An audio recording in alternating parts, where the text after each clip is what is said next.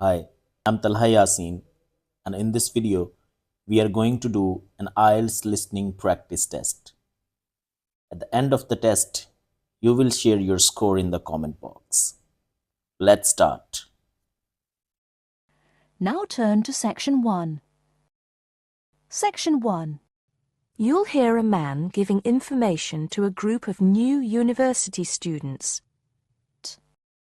First, you have some time to look at questions 1 to 5.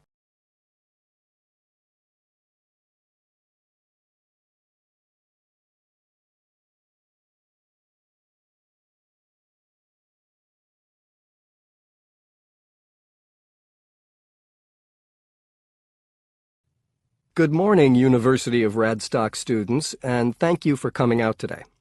As some of you may already know, my name is Scott Barnes, and I am the director of the Student Services Office here at the university. I'm here today to give you some information about what Student Services has to offer you. To begin with, let me just say that I feel that our office will play an important role in the way that all of you will experience your time here at Radstock as students. Primarily, our center is geared towards providing answers to any questions you may have. Because all of our reception staff are currently enrolled as students at Radstock, we feel that we're in an excellent position to deal with any issues you may face during your time here at the university. As I said earlier, the Student Services Office is mainly a place where you can have your queries answered. However, the office is more than that. For example, if you come and visit us, you can pick up your student discount cards. Now, with these cards, which come at no additional cost to you, you can take advantage of reductions of up to 40% on all forms of public transport in the city. In addition, the cards are honored at many shops and restaurants in the area, giving you the chance to save up to 35% off food, beverages, and other purchases. Our office is also the place you should visit if you would like to get involved in any of the 30 different clubs and societies available at Radstock. Come in any time between 10 and 3 on weekdays and sign up to become a member of the university choir or orchestra, the drama or debating club, the university trivia team. The list goes on and on. For new students, I cannot stress enough how vital it is to participate in the non-academic side of university life. Yes, we are here to work hard and do our best at our studies, but student life is also about having fun and meeting like-minded people. So, bearing that in mind, make sure that you get involved and enjoy yourselves. Before you hear the rest of the conversation, you have some time to look at questions 6 to 10.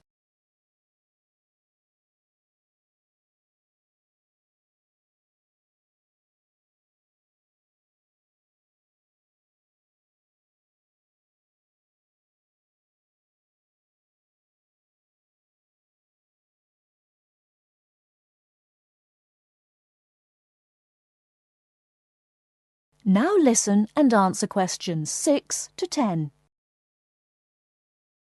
Moving along, I'd now like to talk to you about another very important service that our office provides, and that is counseling.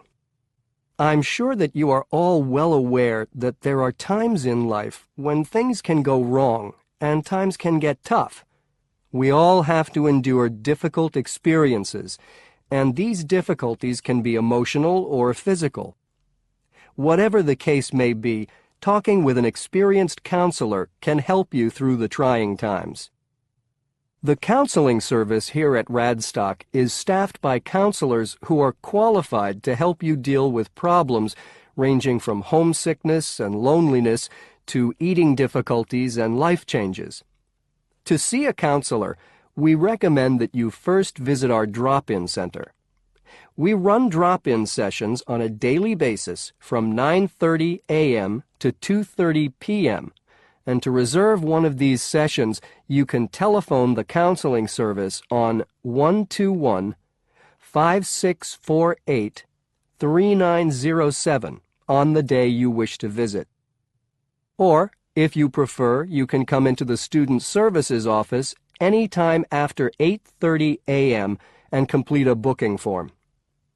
If it should happen that you need to cancel your appointment for the drop-in session, we would request that you contact the counseling service as soon as possible to let them know. Drop-in sessions can be as short as 20 minutes, but it's more usual for them to take about 45 minutes. During that time, you will be asked some questions to clarify your situation, and a decision will be made as to what further action, if any, should be taken. After your session, several things may happen. Firstly, you may be referred to one of the university's counselors for further counseling, which normally consists of another 8 sessions. Secondly, you may be asked to visit another source of help within the university. Or finally, you may be referred to an external organization. Whatever course of action might be taken, you may rest assured that what goes on in these sessions is treated in strict confidence. I'd also like to mention that the counseling service runs numerous workshops on the campus every year. The focus of these workshops tends to be on personal development, and past topics have included motivation, self-identity, and impression management. There is no fee charged for these workshops, and if you require more information, feel free to contact us at stuser@acadia.co.uk. That is the end of Section 1. You now have half a minute to check your answers.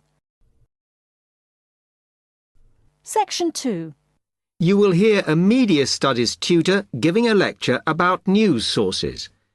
First, you have some time to look at questions 11 to 15.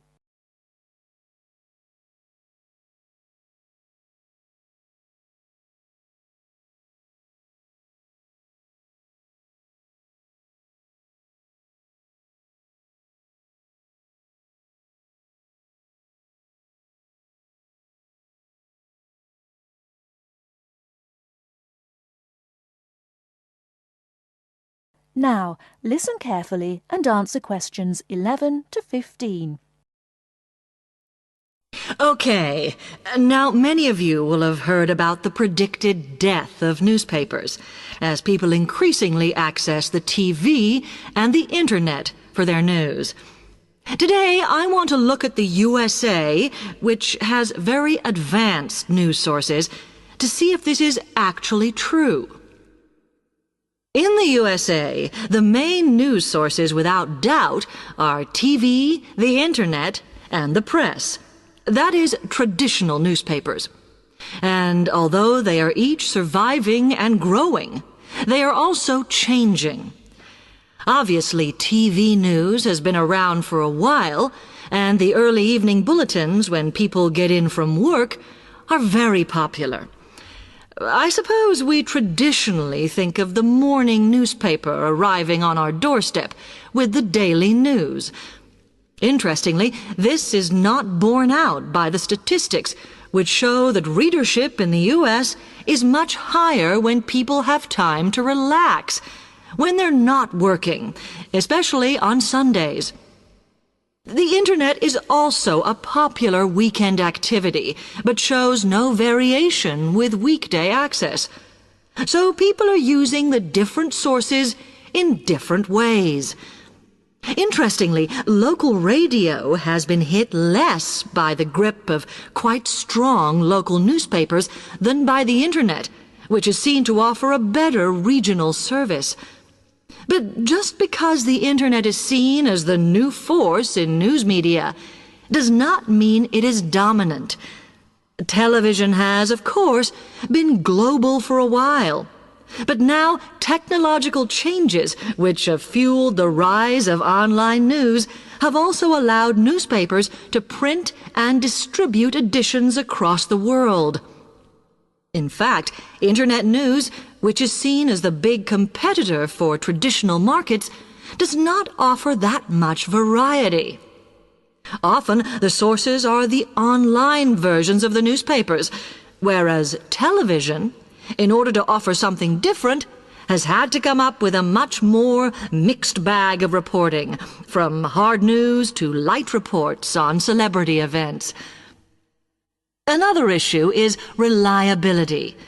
The Internet is virtually unregulated, so anything can be reported there, whether true or not. Journalists on newspapers have fought a long, hard battle to fight intervention and to retain the freedom of the press. Television, however, is seen as critical to political power and has become subject to harsh controls about what it can or cannot say. Before you hear the rest of the talk, you have some time to look at questions 16 to 20.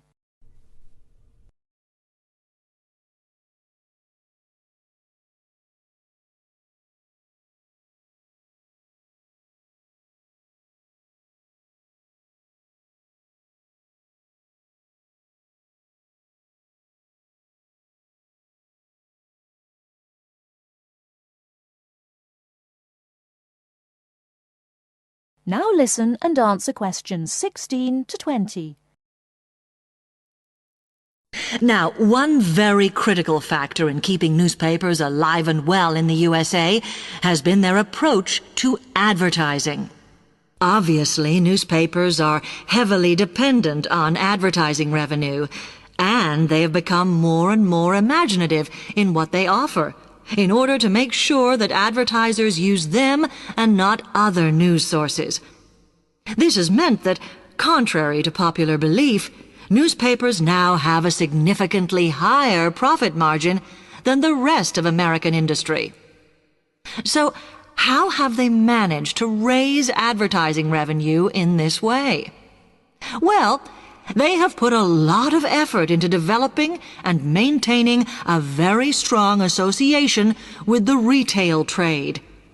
And they've come up with a winner.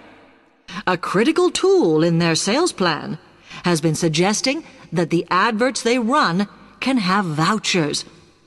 This has been enormously effective because they have found that not only do more people buy the paper to get the discounts, but also that this inevitably means much higher sales for the clients who advertised. As well as doing this, the newspapers have also introduced aggressive sales campaigns over the last few years. This has resulted in a significant and continuing rise in the number of advertisers prepared to pay the extra for full-page ads. So, what I would like to move on to... That is the end of section 2. You now have half a minute to check your answers.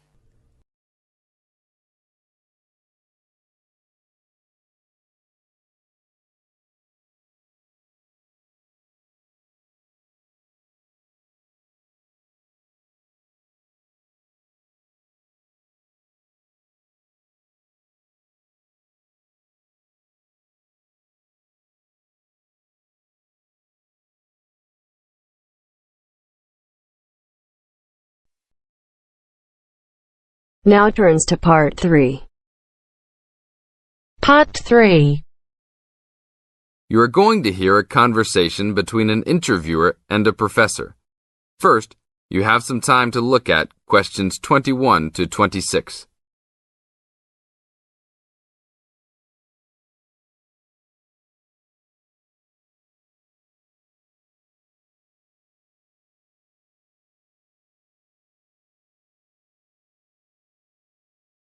Now listen to the tape and answer questions 21 to 26. Today I'm here with Professor Nittick, who is our new university president. He has been a professor for 20 years and teaches many of the best classes on campus. I know many of you have had him as a teacher and know of his brilliance. Good morning, Professor Nittick. Thank you for stopping by the student station. Thank you for having me here. It is always great to get to meet many of the students who are involved with our school. I haven't been here since 2 years ago. Yes, I remember at that time you were still teaching every semester. 2 years later, you're only teaching every once in a while. but it seems like you are still always busy. The administration world is just as busy as the teaching world for you. How do you stay in touch with the university, even with the change in your everyday duties? I try to stay in touch with what is popular with the university students. I usually spend time with as many students as I can. They usually give me insight into what the new concerns and beliefs are for the new generation. On top of that, I try to be as youthful as I can. I consider myself to be youthful, at least for my age. So I always have a good time and try to stay young. I try my best to not just be a teacher, but also participate in university life. Interesting. So, are you still doing lots of academic work, or are you mostly concentrating on administrative affairs? Well, I mostly do administrative affairs now, but that doesn't mean that I still don't have a very deep interest in academic matters. I often visit other campuses around the world and meet other professors in my field. I learn the most by travelling and seeing the different places of the world and the different fields of thought. I even did a television programme last month in Manchester. Will you be on television any time soon then? Well, you can call the television station and see if I will be on television any time soon. Maybe I will be on the news report. I don't think it is really that significant, though. Oh, really? That sounds great. I will remember to look out for you. Let's move on. With all your busy travelling recently, how do you find time for your personal life? I try to keep my university life separate from my personal life. Sometimes it's hard to find time to just take my wife and 3 kids out for a family dinner, but usually we all manage to get together every few days. I'm taking a few weeks off next month to take my family down to South America, to Brazil for a few days. I can't wait to just sit on the beach. Wow, that sounds like a wonderful trip. Professor Nittick, could you tell the audience a little about what goes on in an average day of a university administrator? An average day? Oh, I don't think there is such thing as an average day for me. The last few weeks I've been travelling all the time. I can be in Los Angeles in the morning and in New York by the afternoon and back to Los Angeles by the evening. Sometimes I will spend the whole week at a new university, showing the new administrators the ins and outs of running a university. Sometimes I can spend the whole day in the office on the phone. So there.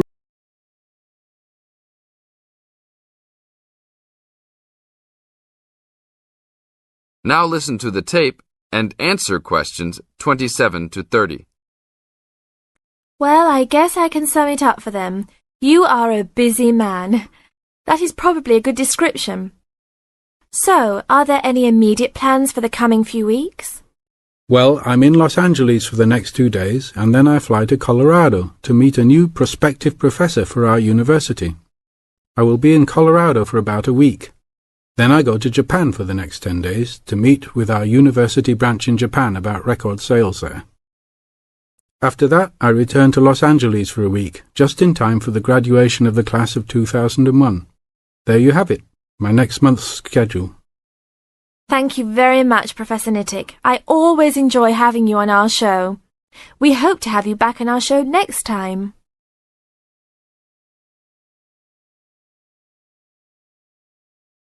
That is the end of part 3.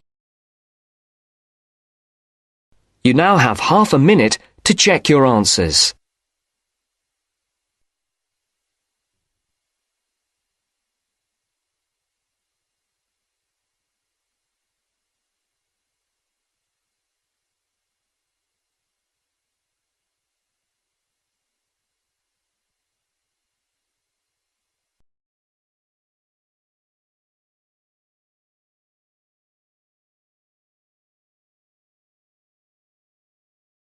Now turn to Section 4.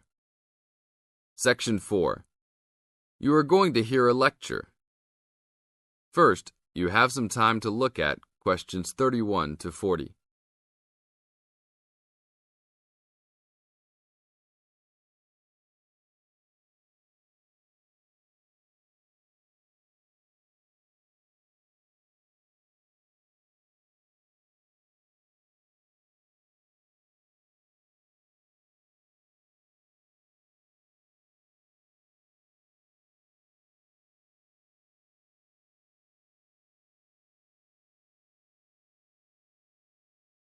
Now listen to the tape and answer questions 31 to 40.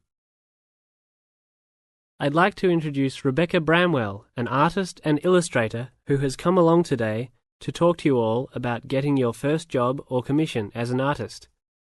Over to you, Rebecca. Thank you for inviting me. I remember when I graduated back in 1983, I was very excited about getting my first commission.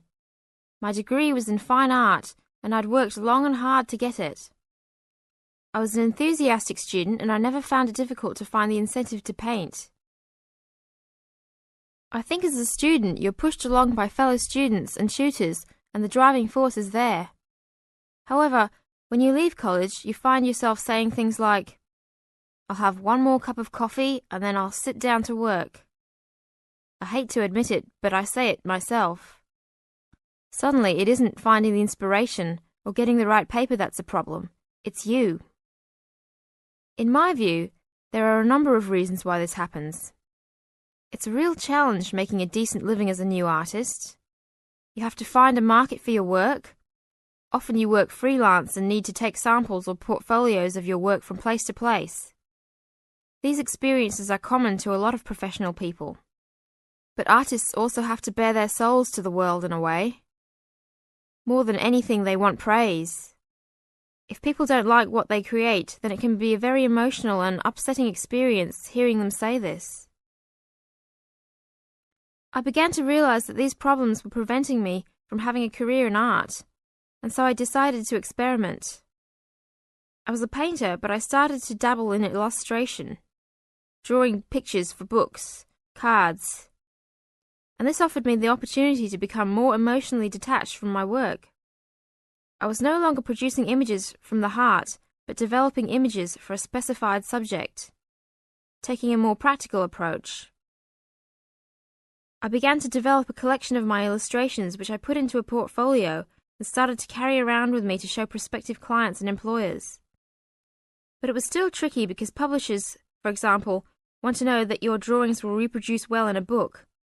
But without having had any work published, it's hard to prove this. Having a wonderful portfolio or collection of original artwork is, of course, a first step. But what most potential clients would like to see is printed artwork, and without this evidence, they tend to hold back still when it comes to offering a contract.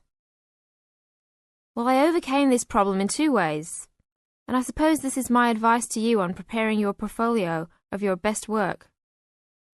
The first way was by submitting my work for a competition. The one I chose was for a horoscope design and was sponsored by a top women's magazine.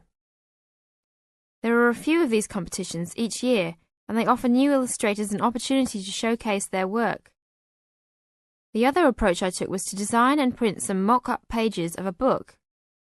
In other words, I placed some of my illustrations next to some text in order to demonstrate how my work would look when it was printed. Perhaps I was lucky in that I had taken a degree that provided me with all-round creative skills, so that I could vary my style and wasn't limited to a certain technique. I think that is important. The art world and many other creative fields do try to pigeonhole people into snug boxes with an accompanying label. I think you should try to resist this if you feel it happening to you. If you don't, you'll find it difficult to have new work accepted if you try to develop your style at a later stage in your career. Nevertheless, when you start out, and particularly when you're going for an interview, it's important not to confuse people by having a lot of different examples in your portfolio. One remedy for this is to separate your work into distinct categories. In my case, I did this by dividing my design-inspired illustrations from my paintings. It is then easier to analyze the market suited to each portfolio, such as magazines, book jackets, CD covers, etc.